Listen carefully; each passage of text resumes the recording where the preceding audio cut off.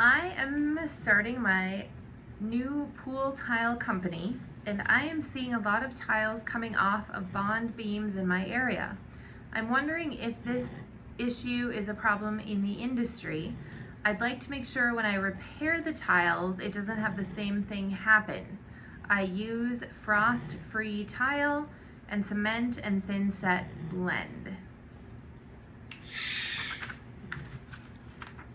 It is an issue in the industry no matter where you go in the industry and what part of the industry and what part of the world you're in because of temperatures and things going on. While if you're in the north where we have the issues of freeze thaw, you always want to have a frost-proof tile for sure. What typically happens is why that bond beam tends to break down is we get what's called the beam shear. And if you look at the way that 99% of the concrete gunite / shotcrete pools are built, you can interchange the names however you want, wet gunite, dry gunite, shotcrete, it's very similar products. They are different, they have different specs, they have different advantages and all of that, but we are talking a concrete pool in this particular case. More often than not, when a concrete company is shooting that shell, they build the wall up from the floor and then they cut and trim everything and then they shoot the beam at the top at the very end and cut it nice and square. Looks really pretty.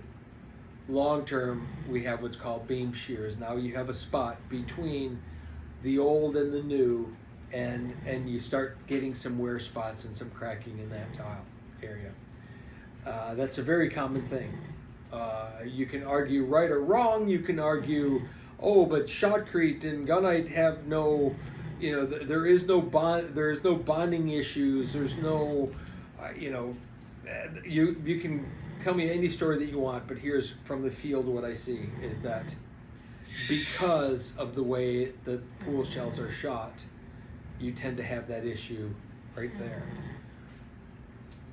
I don't know that there's a way of solving it. I think that you could play probably with some acrylic additives and some things depending on the type of weather you're dealing with in terms of creating a little bit of flexibility in the mortar that you're using. You could probably look at prepping the surface a little bit differently in terms of getting a good bonding to the original gunite, to the original concrete surface. You could also look at using a different size tile. What we've tended to go toward in recent years, in the last 10 years, is 6x6 tile. We have a far better chance of keeping that tile on the pool than going with a 2x2 or a 3x3 tile. The smaller the tile, the more grout lines. The more grout lines, the more spots for water. The more spots for water, more spots for freezing. More spots for freezing, more chances of tile popping off. So the larger the tile tend to work better. I would recommend that. Again, now you're limited in terms of choices of available tile, but they tend to stick better, and we don't often see 6x6 tile falling off of a pool.